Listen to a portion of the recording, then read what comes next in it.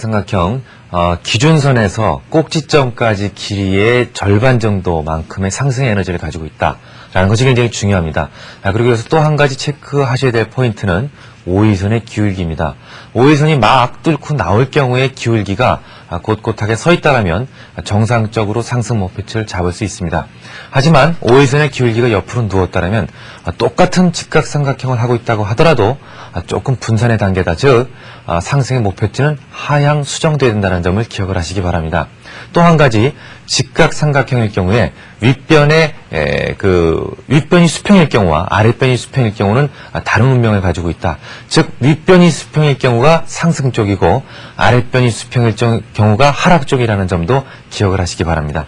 예, 알겠습니다. 그럼 오늘은 이제 어제에 이어서 일반 수렴형에 대해서 알아보도록 할 텐데요. 일반 수렴형 어떤 것부터 배워볼까요? 예, 수렴형이라는 것은 일단 윗변과 아랫변, 그러니까 주추세선, 보조추세선이 모두 한 점에 수렴하는 그런 형태를 가지고 있는데요.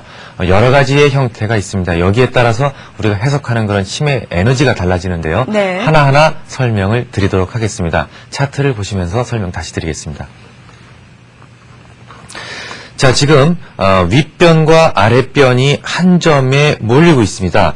자, 그런데 윗변의 기울기와 아랫변의 기울기는 각각 양의 기울기, 음의 기울기만 다르고 그 기울기의 정도는 거의 비슷한 수준을 가리키고 있는데요. 네. 이런 경우에는 상승으로 전환될지 하락으로 전환될지 아무도 모르는 단계가 되겠습니다.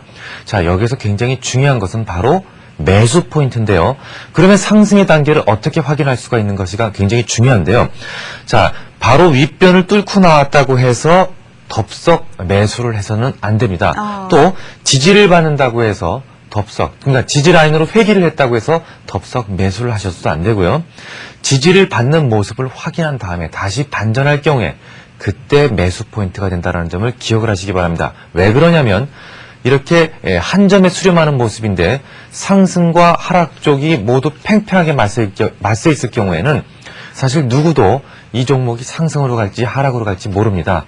네. 만약에 상승 쪽으로 뚫었다고 하더라도 급격하게 에너지가 분산이 되면서 하락 쪽으로 방향성을 틀 수 있기 때문에 2중, 3중의 보호 확인 장치가 필요합니다. 그래서 반드시 중요한 것은 회귀했을 때가 아니고 회귀했다가 지지를 받고 올라갈 때 다시 매수를 해야 된다는 점을 반드시 기억하시기 바랍니다. 네, 윗변과 아랫변의 기울기가 같을 때 지금 살펴봤고 기울기가 다른 모습일 경우에도 좀 예를 통해서 살펴보죠. 예, 기울기가 다른 모습은 좀 우리가 판단하기가 조금 더 쉽습니다.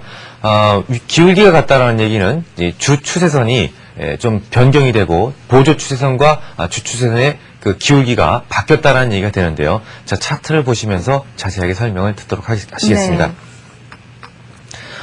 자, 이 추세선과 이 추세선이 있는데요. 아래쪽에서 올라오는 추세선, 즉 양의 부호를 가지고 있는 추세선의 기울기가 음의 기울을 가지고 있는 추세선보다 강하죠. 이럴 경우에는 10중 8구 위로 올라갈 가능성이 높습니다.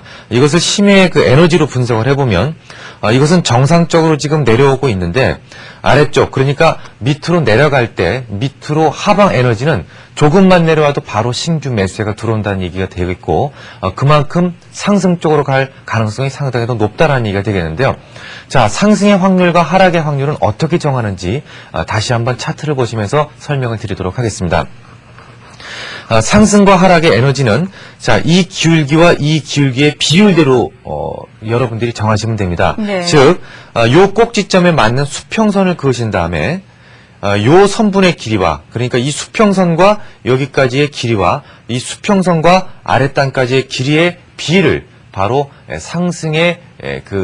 상승과 하락의 비율로 여러분들이 생각을 하시면 되겠습니다. 만약에 예를 들어서 수평선을 걷을 때, 그러니까 요 꼭지점을 기준으로 수평선을 걷을 때 여기가 1이고 여기가 2다 그러면 상승과 하락의 비율은 각각 2대 1로 여러분들이 판단을 하시면 되겠습니다. 이제부터가 굉장히 중요한 강의가 되겠는데요.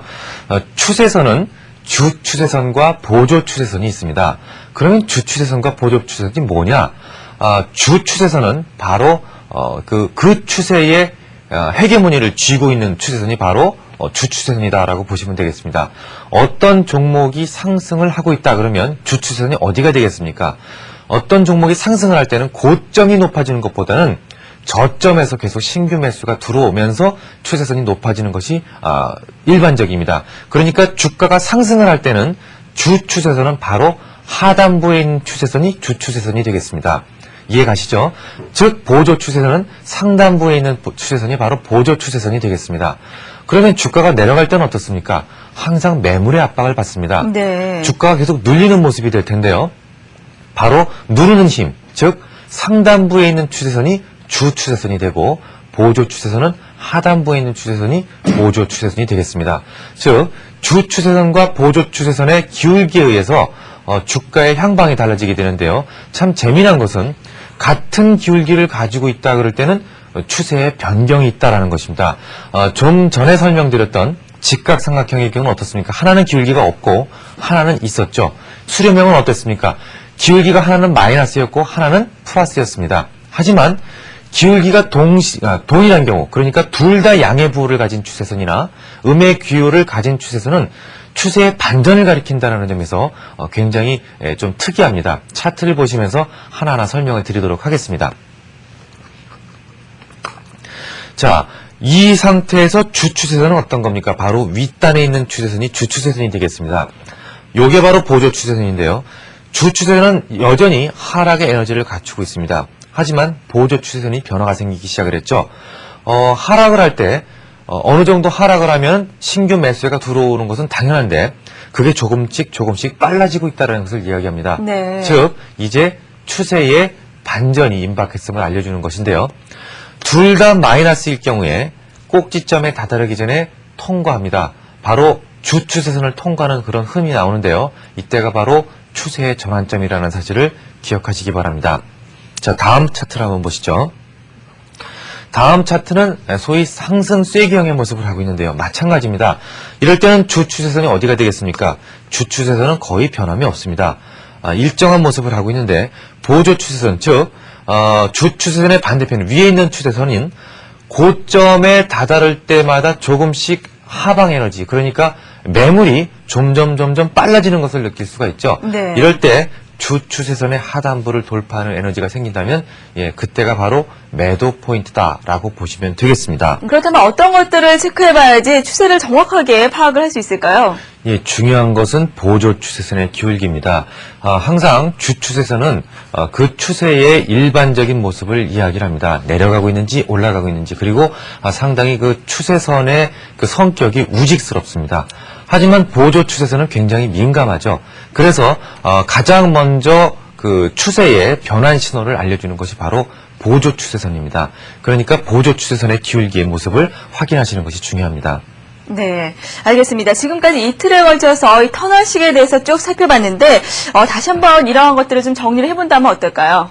네 가지 경우의 수를 제가 말씀을 드린 것 네. 같습니다. 직각인 경우와 예각인 경우, 그리고 수렴인 경우, 이런 정도의 말씀을 드렸는데, 자, 그러면 하나하나 설명을 드리면서 제가 다시 한번 짚어보도록 하겠습니다. 자, 차트를 보시면서 설명을 드리도록 하겠습니다. 자, 상승형 직각삼각형의 모습입니다. 상승형 직각삼각형의 모습은 항상 기준선을 잡을 때 가장 거래가 많이 터진 양봉, 가장 긴 양봉을 기준선으로 잡는다는 것을 기억을 하시고요. 기준선부터 꼭지점까지의 절반 위치만큼 상승의 목표치를 잡을 수가 있는데, 요 빨간색 선, 5일선의 기울기로 요 상승의 기울기를 접선으로 대게 되면 상승의 목표치가 나온다는 점 반드시 기억을 하시기 바랍니다. 네. 자, 그 다음에 다음 것을 한번 보시겠습니다. 이건 하락형 직각삼각형인데요. 마찬가지의 모습이죠. 자, 꼭지점은 가장 길게 가장 위력적인 음봉, 그리고 거래량이 많이 터진 음봉을 기준선으로 잡으시고요. 기준선에서 하단부에 있는 추세, 상단부에 있는 주추세를 갖다가 끼워주시면 꼭지점이 하나가 형성이 됩니다. 그 꼭지점까지 절반 위치를 역시 밑으로 내려가는 5일선의 접선에다 대면 하락의 목표치가 나오게 되죠. 거의 정확한 목표치가 나오게 된다는 사실을 기억을 하시기 바랍니다. 예. 자, 그 다음에 마지막으로 상승 수렴형, 하락 수렴형을 보시겠는데요. 상승 수렴형과 하락 수렴형은 몇 가지의 기준점이 있습니다. 즉 하락 수렴형 같은 경우에는 역시 이 기준선에는 변함이 없고 보조선이 변함이 있다라는 것인데요. 차트를 보시면서 다시 한번 설명을 드리도록 하겠습니다. 자, 우리가 흔히 하락 쇠기형이라고 합니다. 하락자가 들어가서 모두들 하락이라고 생각을 하시고, 그리고 대개 조금 아까 보셨던 그 하락형 직각삼각형과는 전혀 다른 의미를 가지고 있는데요. 자, 상승형 직각삼각형의 상승 확률은 약 한 7대3 정도, 70% 정도 되고요. 하락형 직각삼각형의 하락 확률은 보통 한 7대3 정도로 하락이 우세한데, 자, 똑같은 모습을 하고 있는데 하나는 수평이다, 하나는 예각이다에 따라서 그 운명이 완전히 달라지게 됩니다. 네. 이걸 좀 잘 살펴보셔야 되는데요. 좀 전에 보셨던 하락 직각삼각형은 분명히 하락을 했습니다만은 지금 보셨던 하락 쇠기형, 그러니까 비슷한 모습인데 아랫변, 그러니까 추세선 하단부에 있는 것이 보조 추세선이 수평이다 아니면 예각이다에 따라서 그 운명이 상승이다 하락이라고 바뀌게 되는데, 거기에 대해서 잠시만 제가 설명을 드리도록 하겠습니다. 자, 그걸 갖다가 생성 원리로 해석을 한번 해보도록 하겠습니다. 수평이란 얘기는, 보조 추세선이 수평이란 얘기는 어떤 걸 의미하냐면 중대한 지지라인에 있다라는 것을 이야기합니다. 그 지지라인에서 지지가 정확하게 돼지고 있다라는 것을 이야기합니다. 하지만 고점이 계속해서 내려지고 있다는 얘기는 고점에 대한 매물 압박이 지속적으로 점점 빨라지고 있고 이제 조만간 하락 쪽으로 폭발한다는 걸 이야기합니다. 하지만 추세선이 모두 마이너스인 경우는 조금 다르게 해석을 합니다. 이때는 주추세선이 바로 상단부 주추세선이 되겠습니다.